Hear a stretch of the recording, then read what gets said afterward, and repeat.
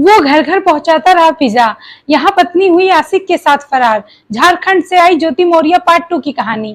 2.5 लाख का कर्जा लेकर कराया कोर्स, नौकरी लगते ही घर से फरार हुई पत्नी। दिल्ली में दिलखुश कुमार से लड़ा रही है इक्स। पति छोड़े तो हो जाता है झूठा मुकदमा, पत्नियों पर क्यों नहीं होता कोई केस? क्या कानून में है बदलाव की जरूरत? उत्तर प्रदेश बलिया जिला के एसडीएम ज्योति मौर्य ने जो अपने पति के साथ किया, वही खेल झारखंड के गोंडा शहर की प्रिया ने अपने पति टिंकू के साथ किया। उसका पति डिलीवरी बॉय का काम करता था, घर घर खाना पहुंचाता था, और जब शाम को अपने घर पहुंचता तो उसकी बीवी अपना सर्टिफिकेट दिखाती, कहती कि मुझे आगे बढ़ना है, नर्सिंग का कोर्स करना है। घर पर पिता ने नहीं कराया, क्या आप हमें करा देंगे? तो प्यार में पागल उसके पति ने कहा क्यों नहीं। उसके पति ने 2.5 लाख रुपए का कर्ज लेकर शकुंतला नर्सिंग होम में उसका एडमिशन कराया। शुरुआत के 1 साल सब कुछ ठीक चल रहा था। वो टाइम से कॉलेज जाती और पढ़ के टाइम से घर लौट आती। दिखने में भी सुंदर थी तो कॉलेज के सारे लड़के उसके पीछे जान देते थे, लेकिन वो सबको ये कहकर टाल देती थी कि मैं शादीशुदा हूँ।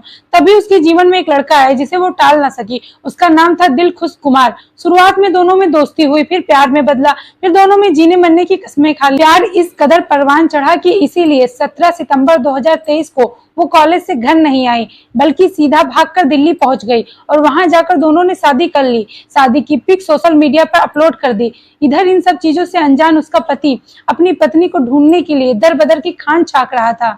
24 सितंबर को जब उसे पता चला तो उसके पैरों के नीचे की जमीन सिरक गई। उसके बाद जो उसने कहा उसे सुनकर आप भी यही कहेंगे कि भले ही पत्नी कम सुंदर मिले, लेकिन प्रिया कुमारी जैसी बिल्कुल न मिले, जो कभी भी अपना घर परिवार छोड़कर फरार हो जाए। टिंकू ने मीडिया में आकर कहा, प्रिया कुमारी जो हमारी पत्नी है, उसे हम एएनएम का कोर्स करा रहे थे। 1.5 साल पहले हमारी शादी हुई थी। उसी के बाद उसने हमसे कहा कि हमें और पढ़ना है, एएनएम का कोर्स करना है, तो हमने कर्जा लेकर उसका एडमिशन करा दिया। लेकिन अब पता चला है कि वो दिल्ली में है, दिलखुश कुमार नाम के लड़के के साथ शादी भी कर चुकी है। तो हमें इंसाफ चाहिए। हमने उसके पीछे अपने 2.5 लाख रुपए खर्च किए हैं। शायद टिंकू ने शादी से लेकर अब तक का सारा खर्च अपनी पत्नी पर जोड़ दिया होगा, लेकिन सवाल यहाँ ये नहीं है कि 1 लाख रुपए खर्च हुए या 2.5 लाख रुपए खर्च हुआ। सवाल यहाँ ये है कि क्या ऐसे पतियों को इंसाफ मिलेगा?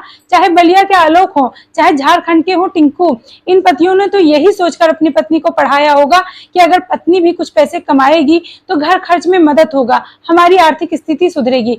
लेकिन हुआ इसका उल्टा ही। सर पर कर्ज का बोझ लदा और जो पत्नी के द्वारा धोखा दिया गया, उससे मानसिक तनाव तो पैदा ही हुआ और सामाजिक प्रतिष्ठा भी भंग हुई। तो क्या ऐसे में कानून बदले जाने की जरूरत नहीं है? आपको याद होगा एक समय ऐसा भी था जब पति अपनी पत्नी को बिना कुछ बताए बाहर जाकर छोड़ देते थे, दूसरी शादी कर लेते थे।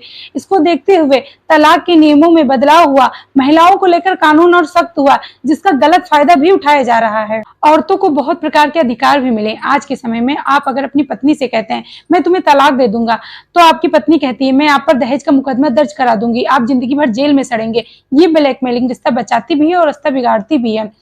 पहले के समय में आदमियों के ही एक्स्ट्रा मैरिटल अफेयर रहते थे, तो औरतों को संरक्षण मिलना भी जरूरी था।